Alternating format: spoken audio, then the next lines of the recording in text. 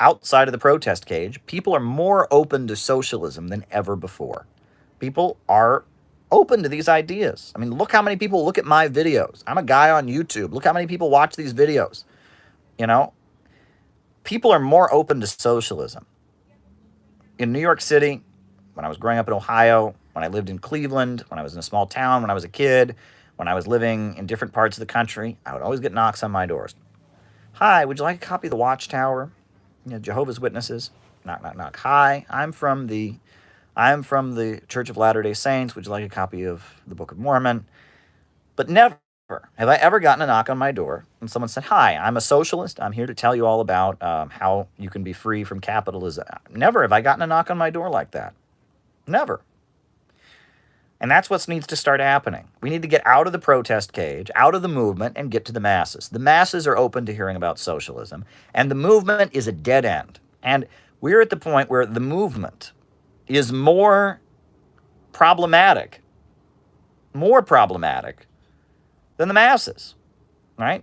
The movement, people who go to liberal rallies, people who go to rallies around Black Lives Matter or impeach Trump or whatever, those folks tend to be more pro-war than average Americans are. Average Americans, they're just, polls show the overwhelming majority of Americans, Black, white, Latino, Middle Eastern, Asian, they're men, women, they're opposed to these wars. They don't want us involved in the Middle East. Meanwhile, people in the protest cage have been watching Rachel Maddow, and they know that if you're against the war, you're repeating conspiracy theories. And you must be, believing conspiracy theories. And we need to drive out Trump because he's a friend of Putin, and he's negotiating with that evil dictator, Kim Jong-un. The movement that communists spend their time trying to recruit is worse than the masses. I'm telling you this. You go to any community, any working class neighborhood in the United States, any demographic, even neighborhoods where a lot of people are in the military, doesn't matter. People are against these wars. People are anti-imperialist. People feel like the government works for a group of rich people and not them. People feel like the system is rigged. People feel like there's a group of rich people who have all the power and we're getting screwed. People have in their gut more class consciousness than they have ever had in my lifetime. That's the masses. However, the people in the protest cage are more brainwashed than I've ever seen them. If you went into a protest cage during the Vietnam War, you went into a protest cage during the Iraq War, when I was coming around. Everyone there, the government is lying, they were open. Now you go into a protest cage, you hear, we need to drive out Trump because he's not starting a war, and we have a democratic system, we just need to get money out of politics, we have a constitution. And you say, well, haven't rich people always run the USA? What, is that a conspiracy theory? You should be outlawed. You should be banned from YouTube. The movement, what people call the movement, is more reactionary, more in defense of the status quo in the United States, and more pro-war than average people are. So why the hell are communists focused on trying to recruit a movement that doesn't want them and ignoring the broad masses of people? Right? I kid you not. 2016 election, right? I was not in the socialist group I was in. I was still talking to people, but they were not being very nice to me and whatever. I was reporting. I went to a lot of Bernie Sanders events. I went to a lot of Bernie Sanders events. I went to a lot of Trump events to cover it as a reporter. And I'll tell you, I went to the big Bernie Sanders march in New York City. I went to a big Bernie Sanders rally in D.C. I went to a big Bernie Sanders rally in Vermont.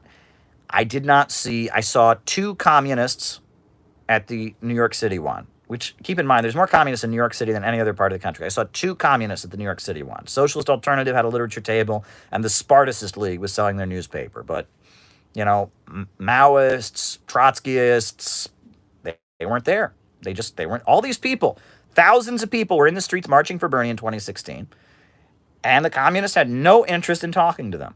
No interest in trying to recruit. No. Meanwhile, I went to a lot of Trump rallies, interviewed people. I saw communists at the Trump rallies, but they were not talking to the Trump supporters. They were not trying to say, hey, Trump's not really the champion of the working man, but you should learn about socialism. Oh, no.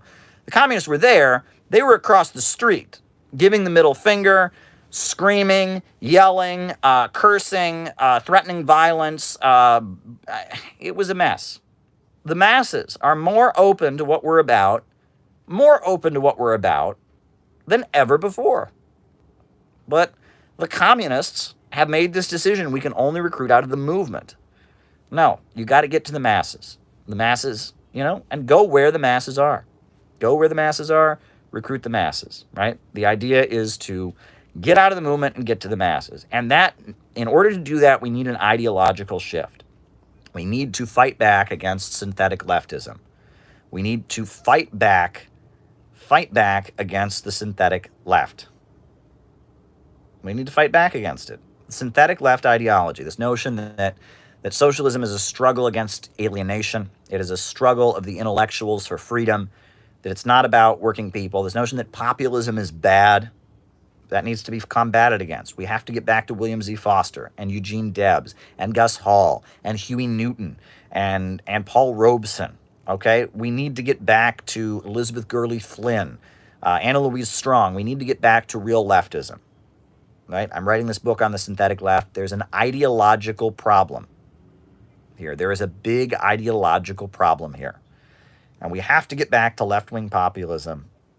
More than ever, we have to get back to it. We got to get out of the notion that this is a middle-class hippie struggle for freedom. It's not. It's working people fighting for their lives and for their communities. Must be said. So that's why I formed the Center for Political Innovation. We're going to have our launch conference whenever restrictions are lifted and we can start building it again. It was supposed to be April 18th. But we're going to have we're going to ideologically change, we're going to reorient, and we're going to get to the masses. We're going to get to the masses. And ultimately, we need to be feeding people.